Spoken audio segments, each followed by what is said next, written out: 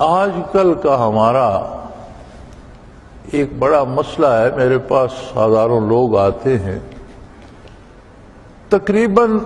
99% لوگوں کو یہ شکایت ہوتی ہے کہ فلاں نے مجھ کو تعویذ ڈال دیے، فلاں نے مجھ پر جادو کر دیا، میری چارپائی سے تعویذ نکلا، ہمارے کمرے میں تعویذ تھا،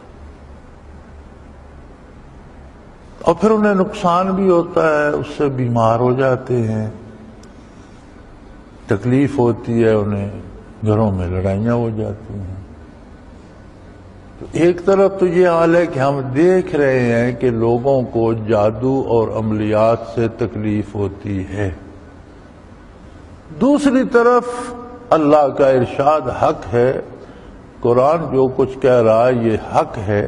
قرآن کہہ رہا ہے کہ انہیں دعوت دو میرے حبیب، سارے اکٹھے ہو کر اپنا سارا جادو ٹونا اکٹھا کر کے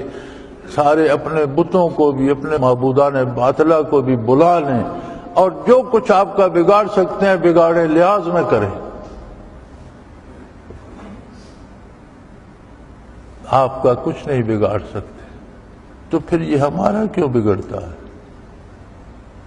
آگے اس کی وجہ لکھی ہے کہ آپ کا کچھ کیوں نہیں بگڑے گا، اس لیے ان ولی اللہ الذی نزل الکتاب وهو یتولی الصالحین، میرا مددگار یقیناً اللہ وحدہ لا شریک ہے، وہ اللہ جس نے یہ کتاب نازل فرمائی۔ تو کیا یا رسول اللہ، اللہ کریم صرف آپ کی مدد کرتا ہے، اور یہ آپ کی امتی جو خراب ہو رہے ہیں اور ان پر جادو تعویذ اثر کر جاتے ہیں اور ان پر ٹونے ٹوٹکے کا اثر ہو جاتا ہے، تو اللہ ان کی مدد نہیں فرمائے گا؟ فرمایا ہوا یتولی الصالحین، ہر پرہیزگار بندے کا وہ معاون و مددگار ہے۔ یہ جن پر جادو اثر کرتا ہے ان کا تعلق اللہ سے کمزور ہے، یہ اللہ پر اعتماد بھی نہیں کرتے، یہ اللہ کے حکم کے مطابق حلال نہیں کھاتے، حرام سے باز نہیں آتے، یہ اللہ کی عبادت نہیں کرتے، لوگوں کی خوشامد ضروری سمجھتے ہیں، یہ مخلوق کی عبادت کرتے ہیں، اللہ کی بارگاہ ان کے سجدوں سے خالی ہے۔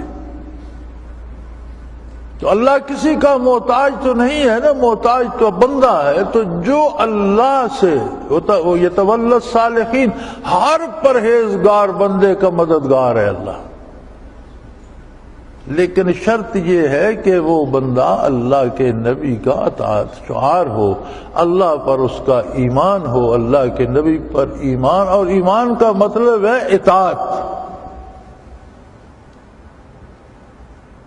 ایمان کا یہ ایمان نہیں ہے کہ زبانی کہہ دیا جائے میں مانتا ہوں اور کام نہ کیا جائے۔ آپ بیٹے سے کہیں بیٹا مجھے پانی لا دو، وہ کہے بابا میں مانتا ہوں آپ کی بات ٹھیک ہے، میں آپ کا تابعدار ہوں، آپ کو پانی نہ پلائے،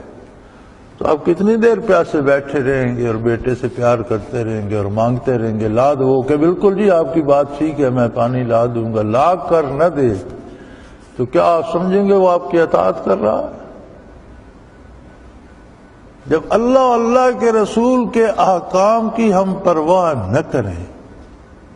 ہم کیوں اللہ کی عبادت نہیں کرتے؟ اس کی ایک بنیادی وجہ ہے، اگر ہم اپنی ضرورتیں اللہ سے منسلک کر لیں کہ میری ہر ضرورت اللہ نے پوری کرنی ہے، تو باقی سب کاموں سے پہلے ہم اللہ کی عبادت کریں۔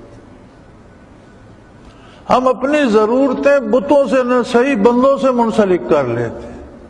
مجھے نوکری وہ دلائے گا، میرے بیٹے کو بھرتی وہ کرے گا، میری دکان وہ چلا دے گا، مجھے ادھار وہ دے گا، مجھے پیسے وہ لے دے گا،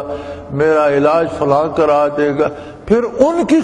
جن سے ہمیں امیدیں وابستہ ہوتی ہیں ہم ان کی خوشامد میں لگے رہتے ہیں، اللہ سے ہماری کوئی امید وابستہ نہیں ہوتی، اس کی بارگاہ میں ہمارا سر ہی نہیں جھکتا۔ اور یہ پتہ تب چلے گا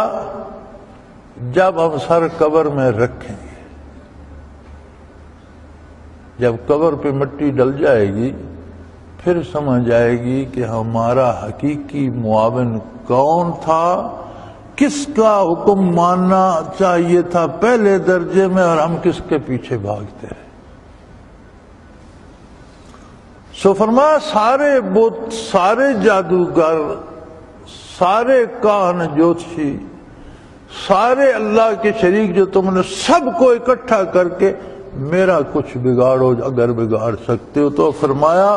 تم کچھ نہیں بگاڑ سکو گے، اس لیے کہ میرا مددگار اللہ ہے، وہ اللہ جس نے یہ کتاب نازل فرمائی۔ وَهُوَ يَتَوَلَّى الصَّالِحِينَ، اور وہ صرف میرا ہی مددگار نہیں، ہر اس بندے کا مددگار ہے جو میرے دامن سے وابستہ ہو جاتے ہیں۔ ہم صالحین کس کو کہیں گے؟ صالح ہر وہ بندہ ہے جو دامان محمد الرسول اللہ علیہ وسلم سے وابستہ ہو جاتا ہے، جو حضور کی اطاعت اختیار کر لیتا ہے، جو آپ کا اتباع اختیار کر لیتا ہے، وہ تو اللہ کا محبوب بن جاتا ہے۔